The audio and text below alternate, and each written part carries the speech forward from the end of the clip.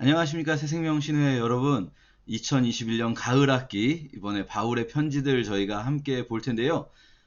오늘 첫 시간으로 바울의 편지를 이런 식으로 읽으면 좋겠다라는 이야기를 좀 나눠보려고 해요. 사실은 지지난 학기에 저희가 신약을 다 하려던 그때 마지막 부분에 바울의 편지를 읽는 방법 뭐 이런 거 잠깐 말씀을 드리긴 했었어요. 그리고 그때 사도행전 이야기를 좀 했었거든요. 아마 우리 수업을 들으시면서 이번 학기 바울 편지들 다룰 때 사도행전에서 했었던 내용들을 제가 무심코 그냥 이렇게 말할 수도 있는데, 물론 최대한 다시 설명드리겠지만 혹시 잘 기억이 안 나신다면 지지난 학기 신약 파노라마에서 사도행전 부분만, 바울의 전도여행 부분만이라도 한 번쯤 복습을 해주시면 좀 좋지 않을까. 특히 지도 같은 것들은 굉장히 중요합니다. 생각이 들어요. 오늘 첫 시간으로 빌립보서를 좀 보려고 하는데요. 사실 빌립보서는 바울의 편지의 순서로는 한참 뒤에 쓴 편지긴 해요.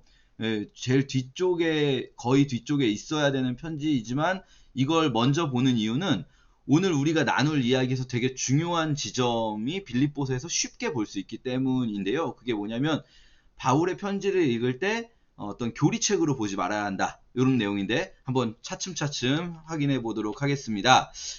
우리가 먼저 바울의 이 편지를 읽을 때 깨트려야 될 몇 가지 오해들을 짚고 넘어가려고 해요. 바울은 뭐뭐가 아니다. 예, 바울은 뭐뭐가 아니다 하는 것들 들어보시면 별 내용 아닙니다. 자, 먼저 첫째, 바울은 당연히 하나님이 아니에요. 그쵸? 바울은 신이 아니에요. 이게 왜 할까요? 이런 이야기를.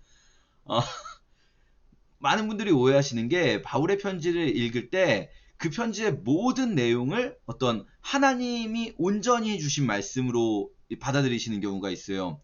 여러분, 우리가 성경을 읽을 때 가져야 될 굉장히 중요한 자세는 뭐냐면요, 성경의 이중 저작권이라고 합니다. 성경은 하나님의 뜻인 동시에 그 글을 그때그때 뭐 모세를 통해서든 마태를 통해서든 바울을 통해서든 그 글을 쓰게 하신 그 사람의 성향이 그대로 들어가는 거예요. 그러니까 이 글을 쓸 때 뭐 예전에 이제 뭐 우리 흔히 근본주의라고 말하는 쪽에서는 어떤 식으로 생각을 했냐면, 인간은 그저 하나님이 사용한 펜에 불과하다. 그러니까 갑자기 이렇게 뭔가 하나님의 그 메시지가 픽 떨어지면 나는 사라지고 막 내 이성은 없고 그냥 막 손이 혼자 움직이듯이 해서 쭉 막 써갔다, 이런 상상을 하셨는데, 이 성경을 보면 그렇지 않다는 걸 알 수가 있습니다. 뭐 대표적으로 누가복음 1장에서 누가가 말하는 뭐 내가 다 조사해보고 쓴 거다, 이런 식으로 누가 스스로 표현한다든지, 바울도 마찬가지로 이건 하나님 말씀 아니고 내 생각이다, 이 고린도전서에서 그런 이야기도 나오거든요.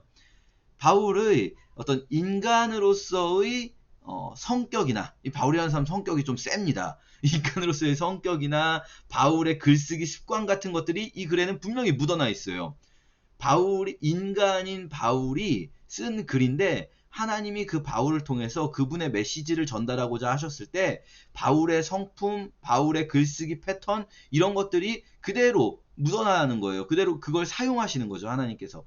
그렇기 때문에 우리가 바울 서신을 읽을 때 이런 부분들이 바울의 어떤 성품적인 특징으로서 표현이다, 바울의 표현상에 바울은 이런 식으로 표현하려고 하는데, 그때 이 표현 그 자체에 매달리기보다 이 표현을 통해 어떤 메시지를 하나님이 주고자 하시는 것일까, 이런 데에 좀 더 집중해야 될 필요가 있다는 거죠. 자, 두 번째, 바울은 기독교의 창시자가 아니다. 너무 당연한 얘기 같지만 여러분, 이 당연한 얘기 가지고 책도 있습니다. 예수의 추종자이냐 기독교의 창시자이냐. 무슨 말이냐면, 우리가 바울 서신을 보고 복음서를 읽어보면 복음서에 나온 예수님의 가르침하고 바울 서신에서 바울이 말하는 게 그냥 이렇게 별개의 글이라고 생각하고 따로따로 보면 서로 메시지가 다른 것 같아요.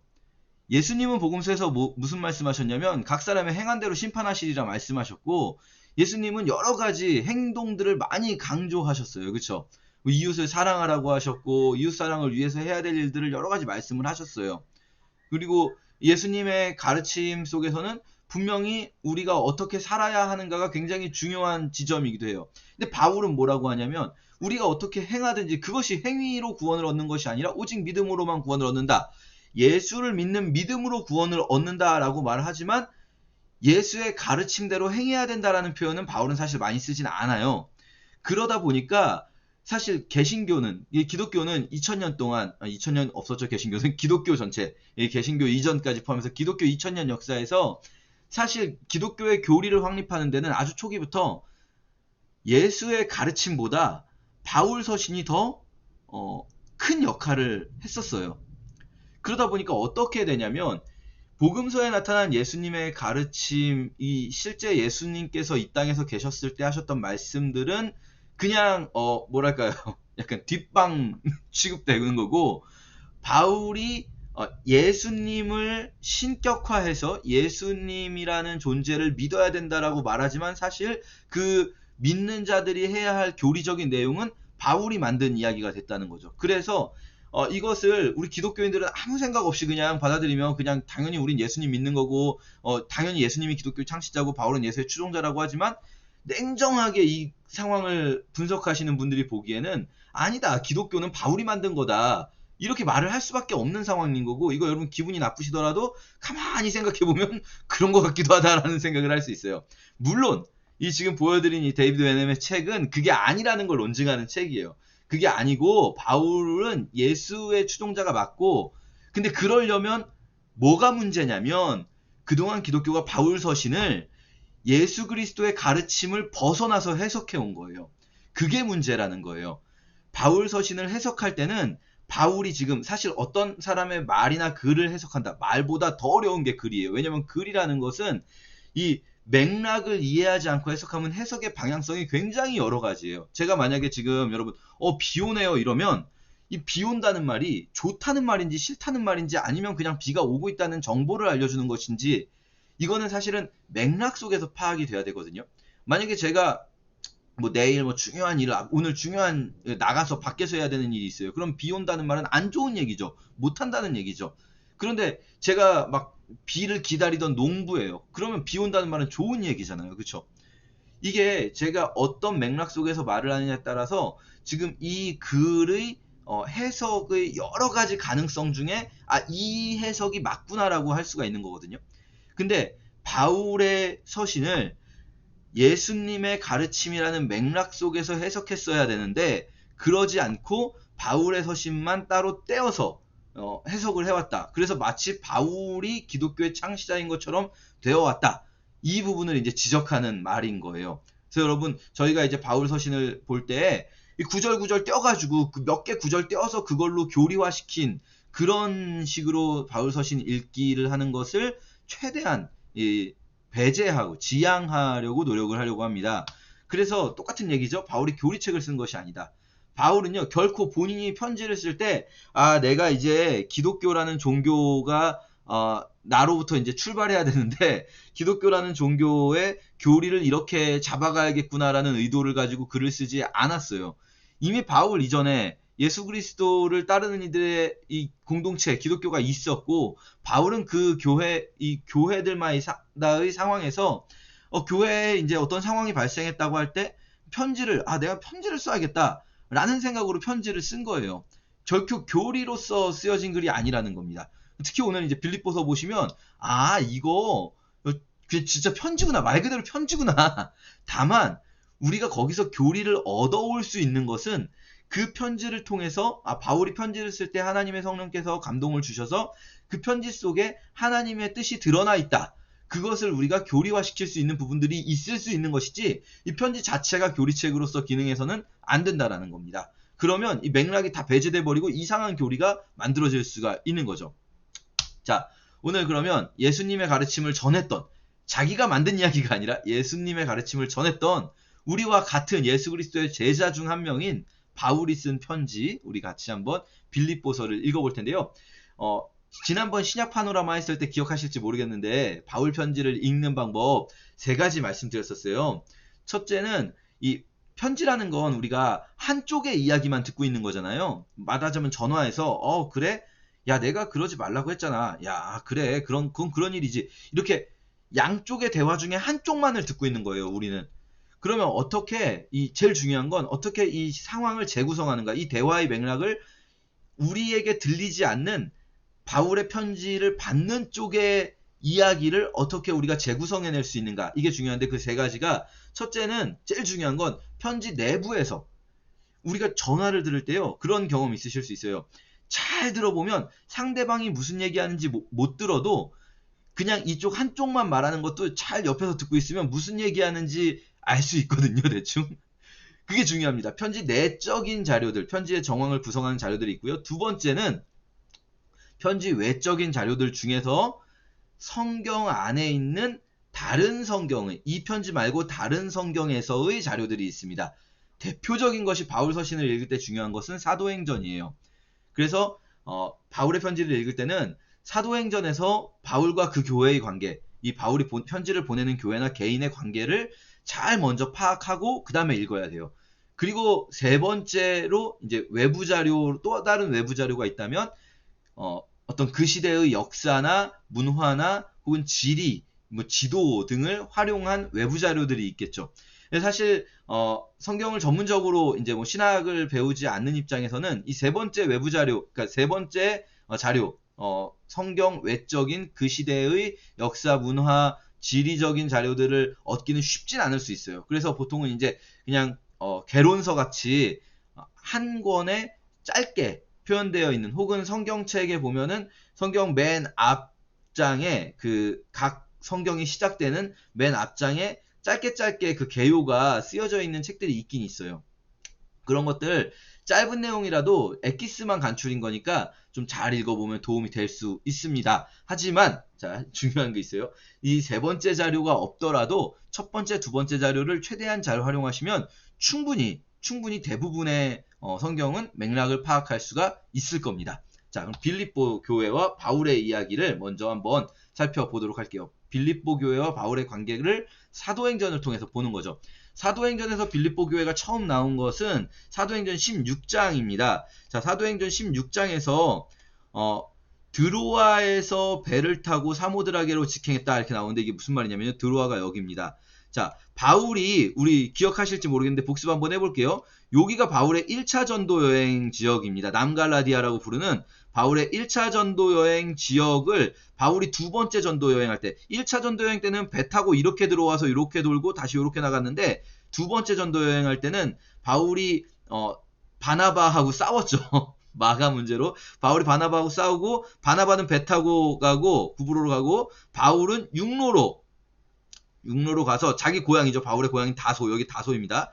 육로로 가서 다소를 지나서 이 1차 전도 여행했던 곳을 다 돌아본 다음에, 여기 이제 비시디 안디옥까지 1차 전도 여행 갔던 곳을 돌아본 다음에 바울의 원래 계획은 아시아로 가려는 거였어요. 아시아가, 여기 제가 지금 빨간색 칠해놓은 여기가 7교회, 아시아의 7교회, 요한계시록의 7교회인데요. 이 지역이 아시아라고 부릅니다. 바울이 아시아로 가려고 했는데 성령이 아시아로 가는 것을 막으셨어요. 그래가지고 바울이 위로 올라가는데 다시 여기서 예수의 영이 이쪽으로 틀어가지고 가게 하시니까 여기에 드로아, 우리가 이제 트로이라고 알고 계시는 그 드로아가 여기에 있었던 거예요. 여기 항구 도시잖아요. 여기 갔는데 마게도냐 사람 하나가 드로아죠. 마게도냐가 어딥니까? 마게도냐는 지금 여기, 마케도니아가 지금 지도는 여기에 있어요. 마케도니아가. 그런데 이 지금 그 마케도니아란 나라랑 그리스랑 사이가 안 좋은 것 중에 하나가 그리스거든요. 이게 헬라, 우리 헬라라고 우리 성경에 말하는 이 헬라가, 그리스 사람들이 영어로는 그리스고 자기 나라 말로는 헬라예요. 근데 이 그리스하고 마케도니아가 국명 분쟁이 있는데, 왜냐면 원래 예전에 마케도니아는 이쪽이 마케도니아예요. 그러니까 그리스 북부 지역이 지금 원래 마케도니아인데, 지금 이 마케도니아라는 국가가 마케도니아라는 이름을 사용하면서 그리스하고 서로 누가 진짜 마케도니아라 약간 논쟁이 있어요. 자, 어쨌든 우리 성경에서는 요 그리스 북부 지역을 마게도니아라고 생각하면 됩니다. 이쪽에 있는 그 사람이 드로아 한 거예요. 드로아에 있을 때. 그래서 배를 타고 사모드라게를 지나 네아폴리를 지나 빌립보, 여기가 빌립보입니다. 빌립보로 갑니다. 여기가 마게도냐 지방의 첫 성이다 라고 나오는데, 마게도냐의 제일 큰 도시다 라고 이해하시면 돼요. 빌립보는요, 로마의 식민지라 이렇게 나와요. 이 말이 무슨 말이냐? 다 로마의 식민지 아니야? 라고 생각하실 수 있어요, 여러분. 여기 지금 원래 다 로마 식민지잖아요. 근데 로마는 이 식민지를 삼을 때 좀 독특한 점이 있었어요. 보통 로마가 식민지 속주라고 하죠. 식민지를 개척을 할 때 그 개척에 공을 세운 귀족 가문한테 그 식민지를 배정합니다. 그래서 속주세도 로마 정부로 가는 것이 아니라 속주에서 걷는 세금을 이 귀족 가문이 갖게 되는 거예요. 속주세 문제는 우리 나중에 한번 크게 다룰 거예요. 디모데후서 얘기할 때 속주세 문제가 네로 때 굉장히 큰 문제가 되거든요. 자, 어쨌든 근데 몇몇 도시들은 로마가 직할해서 다스리는 도시가 있어요. 빌립보가 바로 로마의 직할 도시인 거예요. 직할 도시. 그 로마의 식민지라 이렇게 표현된 거죠. 이 로마의 직할 도시로서 빌립보는 계획 도시예요. 말하자면은 로마 퇴역 군인들이나 로마의 귀족, 지방 귀족들이 모여 사는 곳이고, 그러면 여기 사는 사람들은요 굉장한 프라이드가 있어요. 우리들은 로마 시민이다. 왜냐면 다른 식민지 지역에는 로마 시민권을 가진 사람이 별로 없어요. 그러니까 바울이 로마 시민권을 가지고 있다고 할 때 뭐 굉장히 막 이렇게 당황하고 뭐 이런 얘기들 있잖아요. 그런데 빌립보의 거주민들은 로마 시민권자들이 많아요. 프라이드가 강하겠죠. 그리고 로마 시민권자들이 우리 이제 좀 이따가 보겠지만 그 지역에 어떤 지역 출신의 군인들이나 이런 사람들보다 훨씬 더 뭐랄까요, 힘이 있어요. 이 지역, 이 빌립보 지역의 이 지역 그 주민들은 굉장히 그 프라이드와 힘이 있는 또 부유층들이 많은 거죠. 자, 그래서 이 성에서 빌립보에서 수위를 유하다가 기도할 곳이 있을까요? 문밖 창가에 나가서 모인 여자들에게 물어봤는데 그 여자들 중에 중요한 만남입니다. 두아디라시에 있는 자색 옷감 장사. 자, 자색 옷감 장사 이게 중요해요. 그냥 옷감이 아니라 자색 옷감이죠. 하나님을 경외하는 자, 우리 하나님을 경외하는 자 배웠었습니다. 아직 예수님은 모르고 또 할례를 받지 않고 유대교에 완전히 귀의되지 않았지만 그러나 유대교 회당 예배에 참석하는 루디아가 등장합니다. 자, 보세요. 자색 옷감 장사 왜 중요하다고 말씀드렸냐면요. 지금은 옷 염색을 할 때 화학적으로 염색을 하기 때문에 옷감의 색깔에 따라 가격 차이가 많이 나지 않아요. 화학 염료는 다 비슷비슷합니다. 그런데 이 고대에는 염색을 어떻게 했을까요? 다 이게 그 생물성 바이오 염색이에요, 다. 그러면 이게 식물에서 나올 수 있는 염료가 있고 동물성 염료가 있거든요. 이 가격 차이가 큽니다. 가격 차이가. 그러니까 식물성 염료는 비교적 저렴한데 동물성 중에서도 얻기 힘든 색깔들이 있어요. 그게 귀한 색이 됩니다. 특히 이 자색 옷감은요, 이게 뭐라고 하죠? 약간 그 빨간색 가까운 색이죠. 이거 여러분 그 옛날 이 시대의 성경 시대 영화나 이런 거 보시면 로마 고위 장교들의 망토 같은 게 이 색깔이에요. 빨간색. 아시죠? 왜 그 고위 측들이 이 색깔을 좋아했을까요? 비싸서. 이 색깔을 만들 수 있는 게 이제 두로 쪽에 가면은 두로에서 그 케네지는 지중해 쪽이죠. 그 케네지는 그 조개 같은 게 있었대요. 그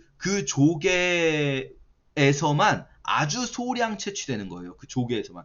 그러니까 이거는 굉장히 비싼 거예요. 자, 이 말을 왜 드리냐면 비싼 물건을 거래하는 장사인 루디아는 자본금이 많은 사람일까요? 적은 사람일까요? 비싼 물건 거래하는 사람은 자본금이 많아야 돼요. 쉽게 말해서 루디아 부자란 얘기하려고 이렇게 길게 말했어요. 루디아 부유한 여성이에요. 부유한 여성인데 하나님을 섬기는 여성인 거죠. 자, 근데 이 여성이 바울의 말을 따르게 되었어요. 하나님께서. 그리고 그와 그 집이 다 세례를 받았다. 자, 여러분 이것도 중요해요. 이스라엘에서는 상상도 할 수 없는 거예요. 여자가 예수를 믿었다고 해서 갑자기 그 집이 다 세례를 받았다. 그러니까 이 마게도냐 지역은 굉장히 여성의 파워가 있는 집들이 있는 거죠. 모든 집이 다 그런 게 아닌데 이제 그런 집들이 있고, 예를 들면 브리스길라와 아굴라 할 때도 아굴라가 남편이고 브리스길라가 아내거든요. 근데 브리스길라 먼저 말하죠. 브리스길라와 아굴라. 물론 아굴라가 처음에 먼저 나올 때도 있는데 나중에 브리스길라 아굴라로 더 많이 나와요. 즉 루디아 같은 여성도 이 굉장히 집에서 힘이 있는 여성인 거고요. 그리고 이 집이 굉장히 그 넓은 집인 것 같아요. 왜냐하면 뒤에 이제 또 말씀드리겠지만 이 집에서 빌립보 교회가 개척되는 거예요.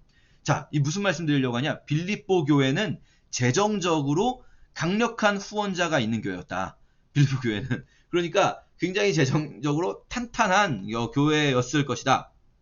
자, 그러면서 이 루디아라는 여성이 얼마나 성격이 세냐면 바울 입장에서는 좀 당황스러울 수 있어요. 여성이 막 자기 집에서 주도권을 가지고 남편이 말하면 차라리 바울이 그래요 그 집에서 좀 묵을게요 이러겠는데, 여성이 막 우리 집에 묵어도 괜찮아 막 이러면 바울이 좀 그런데요 막 이럴 수 있는데, 만일 나를 주 믿는 자로 알거든 내 집에 들어와서 유하라 하면서 강권해요. 거의 명령하는 거죠. 막 아니 내가 예수님 믿는 거 확실하다고 생각하면 우리 집에서 지내 그냥 막 이렇게 말하는, 약간 루디아는 이런 표현 좀 괜찮을지 모르겠는데 욕쟁이 할머니 생각하시면 적절할 수 있어요. 굉장히 강한 부유하고 강한 여성이다. 그런 여성이 이 빌립보 교회의 리더예요. 그러니까 빌립보 교회는 굉장히 뭐랄까요, 파워풀한 사역, 그리고 재정적으로도 탄탄하고 뭐 이런 사역을 할 수 있는 교회다, 이렇게 생각을 해볼 수 있는 거죠. 자, 그런데 이제 빌립보 교회에서 잠깐 점프하면 바울이 빌립보라는 도시에서 이렇게 전도하다가 귀신 들린 여종을 고치는 사건이 있고, 그것 때문에 감옥에 투옥됐었죠. 빌립보 감옥에 투옥됐다가 뭐 바울과 신라가 찬양과 기도를 하면서 옥문이 열리고 뭐 그런 사건이 있었습니다. 그래서 그냥 나가라고 하려고 하는데, 그때야 바울이 말이에요. 나 로마 시민인데, 빌립보에서는 로마 시민 함부로 건드리면 안 되거든요. 물론 다른 지역도 마찬가지지만 빌립보는 아까 말씀드렸지만 이 로마 시민들이 진짜 함부로 건드릴 수 없는 존재들인 거예요. 근데 우리를 죄도 정하지 않고 때리고 옥에 가두었다가 이제는 그냥 나가라고 하냐? 하니까 막 깜짝 놀라는 거죠. 그래서 친히 와서 우리 모시고 가야 된다 하니까 로마 사람이라는 말을 듣고 두려워해서 이 성에서 떠나기를 청해요. 아, 여기서 좀 나가 주셨으면 좋겠다. 우리 굉장히 곤란해진다, 이 시민들, 이 빌립보 상황에서. 그러니까 두 사람이 옥에서 나와 루디아의 집에 들어가서, 잡으세요. 루디아의 집에 누가 있습니까? 루디아의 집에 형제들이 있죠. 여러분, 신약에서 형제라고 하면은 이거는 진짜 뭐죠? 친형제 말하는 게 아니에요. 신약에서 형제라고 말하면 거의 대부분의 경우에 교인 얘기하는 겁니다. 그러니까 이 루디아의 집에 형제들이 있다. 아, 루디아의 집에 지금 빌립보 교회가 시작됐구나. 왜냐면 이 시대의 교회는 다 이렇게 누군가의 집에, 좀 넓은 집에서 교회가 시작되는데, 여러분, 넓은 집이라는 게 우리 시대로 생각하시면 안 돼요. 우리처럼 무슨 넓은 집 40평대인가 이게 아니라, 이게 고대의 넓은 집은, 고대는 이게 빈부격차가 훨씬 심하지 않겠습니까? 넓은 집이라고 하면 진짜 넓은 집이에요. 진짜 넓은 집. 있잖아요. 영화 같은 데 보시면, 그쵸? 고대의 넓은 집. 그러니까 루디아의 집에서 이 교회가 시작됐고요. 그리고 바울이 이제 여기 빌립보였죠? 빌립보를 떠나서 암비볼리와 아볼로니아를 지나 데살로니가에까지 갔다. 자, 여기까지 데살로니가예요. 여기가 여러분. 데살로니가 기억하셔야 됩니다. 바울이 빌립보를 떠나서 어디로 갔다고요? 데살로니가로 갔다. 자, 여기서 전도를 하게 되었습니다. 자, 여기까지 정도 알면 이제 빌립보와 바울의 관계 이해되시죠? 아, 바울이 빌립보 교회를 개척했고, 그리고 빌립보에서 떠나서 데살로니가로 갔고, 빌립보 교회는 나름 탄탄한 재정 상태가 있는 그리고 좋은 교회다라는 것이 있고요. 자, 이제 편지를 쓰게 된 상황을 편지 내에서 좀 보도록 할게요. 편지 안에 편지를 쓰게 된 상황이 있습니다. 자, 빌립보서 1장 13절 14절 보면 이렇게 돼 있어요. 이러므로 나의 매임이 그리스도 안에서 시위대 안과 그 밖에 모든 사람에게 나타났다. 모든 사람이 내가 매여 있다는 걸 알게 됐다라는 표현인데, 매임이 무슨 표현입니까? 매임. 형제 중 다수가 나의 매임으로 말미암아 주 안에서 신뢰함으로 겁없이 하나님의 말씀을 담대히 전하게 되었다. 자, 매임이라는 게 뭐겠습니까? 바울이 갇혀 있다는 거예요. 바울이 갇혀 있다는 것을 바울이 매여 있다라고 표현하는 거예요. 자, 바울이 갇혀 있는 것, 사도행전에서 우리가 찾아야 되는 거예요. 바울이 언제 갇힙니까? 바울이 로마 감옥에 갇힐 때가 있고, 바울이 또 빌립보에서 잠깐 투옥된 적이 있었지만 이건 빌립보 교회로 편지 보내는데 그때는 아니겠죠? 그리고 바울이 또 2년 동안 어딥니까? 예루살렘에서 잡힌 다음에 저기로 갔었잖아요. 이스라엘에서. 갑자기 말이 기억이 안 납니까? 가이사랴에 갇혀 있었는데, 지금 이것은 이미 로마 감옥에 있을 때다. 우리가 이제 빌립보서와 사도행전을 쭉 비교해 보면 그때라는 걸 우리가 알 수 있어요. 그럼 로마 감옥에 있는데 어떤 상황이냐? 로마 감옥에 바울이 있었던 것을 우리가 보통 두 번으로 봐요. 사도행전 마지막에 나오는 바울이 로마 감옥에 있었던 28장에, 그때는 사실은 약간 가택연금에 가깝죠. 실제로 만나는 사람들도 다 만날 수 있고, 그리고 바울이 지금 막 어떤 사형을 당하거나 그게 아니라 연금 상태에 있는 거고, 그러다가 풀려났는데 사도행전에 나오지 않는 그 이후의 이야기에서 바울이 다시 로마 감옥에 잡힙니다. 그때는 네로의 기독교 핍박대죠. 그리고 그때는 바울이 그냥 가택연금이고 사람들이 이렇게 겁없이 하나님의 말씀을 전하고 이런 상황이 아니라, 네로의 기독교 핍박대는 로마시가 완전히 초토화됩니다. 그러면서 바울도 이제 죽음을 생각할 수밖에 없고 실제로 죽게 되는 상황이 되는데, 지금 이 빌립보서의 상황은 바로 사도행전 28장에 나오는 로마에서의 가택연금 상황이다. 그것을 생각할 수가 있어요. 자, 그럼 로마에서의 가택연금 상황에서 바울이 왜 빌립보 교회에 편지를 보내는가? 자, 보세요. 4장에 가서 하는 이야기입니다. 마지막에서. 내가 주 안에서 크게 기뻐함은 너희가 나를 생각하던 것이 이제 다시 싹이 났다. 이 무슨 말일까요? 다시 싹이 났다. 원래 싹이 났었는데 잠시 끊겼다가 너희가 나를 생각하던 것이 했었는데 잠시 중단되었다가 이제 바울이 감옥에 가는 걸로 인해서 다시 시작됐다는 거예요. 자, 근데 이게 뭐 이 사람들이 잘못해서 중단됐던 게 아니라 너희가 이를 위하여 생각은 했으나 기회가 없었다. 그동안도 니네가 나를 계속 생각하고 있었는데 사실 기회가 없어서 못하다가 이번에 내가 감옥에 갇히니까 이 기회에 다시 싹이 나게 됐다. 이런 표현이잖아요. 자, 무슨 말입니까? 빌립보 사람들아 너희도 알거니와 복음의 시초에 복음 처음 시작 전도 여행 처음 시작할 때 내가 마게도냐를 떠날 때 마케도냐가 어딘지 기억나시죠? 그리스 윗부분 주고받는 내 일에 참여한 교회가 너희 외에 아무도 없었다. 자 보세요. 주고받는 내 일에 참여한 교회 이게 무슨 말일까요? 주고받는 내 일. 바울이 주고받는 일은 우리 바울의 다른 편지들을 보면 바울은 복음을 전해줘요.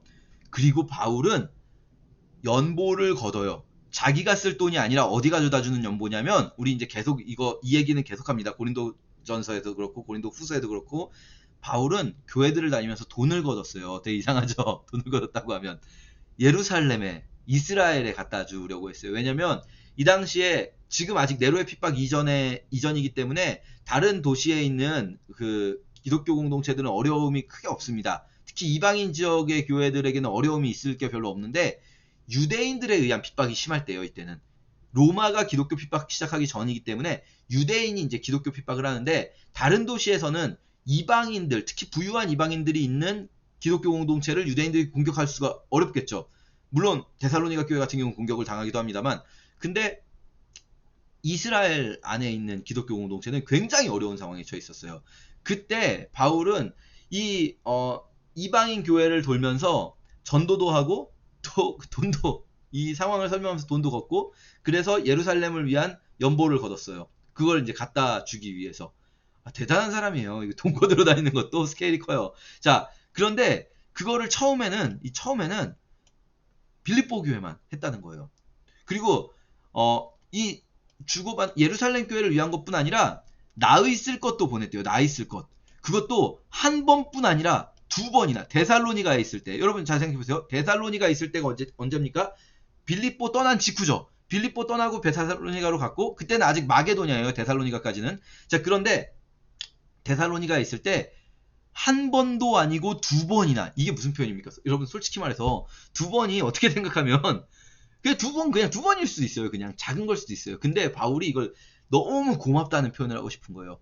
한 번도 아니고 두 번씩이나 나에게 이렇게 말하자면 선교 후원을 한 거예요. 바울은 선교사잖아요. 선교 후원을 해준 거예요. 바울은 그게 너무 고마웠던 거예요. 빌립보 교회에게. 빌립보 교회가 아까 말씀드렸죠? 재정적으로 탄탄하고 굉장히 추진력 있는 여성 리더십을 가지고 있는 교회가 원래 이런 교회가 선교 후원 잘하잖아요. 그쵸? 선교 후원을 막 한 거예요. 바울에게. 바울이 이렇게 말해요. 내가 선물을 구하는 게 아니고 오직 너희에게 유익하도록 풍성한 열매를 구한다. 내가 막 니네가 나한테 보내주는 게 그것 때문에 내가 막 나달라고 좋은 게 아니라 너희의 복음의 열매가 이런 식으로 표현되는 것이 나는 너무나 좋다. 그러면서 나는 사실 모든 것이 있고 풍부하다. 난 많아. 사실은 나는 지금 여기 로마에 있는 상황에서 지금 말합니다. 자, 보세요. 데살로니가에 있을 때 두 번 보내줬고요. 마게도냐를 떠날 때 예루살렘 교회에 보낼 연보도 줬어요. 근데 지금 다시 싹이 난 거예요. 그동안은 기회가 없었어요. 왜냐면 바울이 너무 돌아다녔잖아요. 바울이 너무 돌아다니고 어디 있는지 알 수도 없어요. 바울이 전화가 없는 시대에 너무 돌아다녔기 때문에 기회가 없었는데 그런데 바울이 로마 감옥에 갇혀있다는 소식을 듣고 빌립보에서 야 우리 바울 선생님이 로마 감옥에 계시다는데 어떻게 된 거야? 그러면서 에바브로디도라는 사람을 보낸 거예요. 빌립보에 있던 에바브로디도라는 사람을 보내서 바울에게 선교 후원을 감옥에 있는 바울에게 후원 물질과 돈과 뭐 다 보냈겠죠. 이걸 보낸 거죠. 바울이 말하는 거예요. 걱정하지 마. 나 지금 여기서 어렵지 않아. 모든 것이 있고 풍부해. 그런데 너희가 준 것을 받으니까 내가 진짜 너무 풍족하고 너무 고맙고 이 너희가 준 것은 받으실 만한 향기로운 재물이고 하나님을 기쁘시게 한 것이다. 자, 보세요. 빌립보서의 상황 다 이해되시죠?